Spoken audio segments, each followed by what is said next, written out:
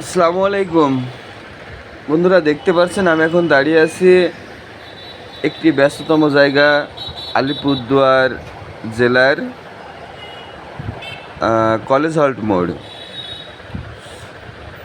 এখানে আলিপুরদুয়ার কলেজ, আমার ডান দিকে আমি যেখানে দাঁড়িয়ে ভিডিওটি করছি, এখানে একটি বড় বাজার আছে। আর সামনের দিকটা ওইদিকে রেল স্টেশন। খুবই ব্যস্ত জায়গা, রাতের বেলায় তাও অনেকটাই ব্যস্ত, দেখতেও খুব সুন্দর। এই যে দেখতে পাচ্ছেন কত গাড়ি ঘোড়া যাচ্ছে আসছে। তো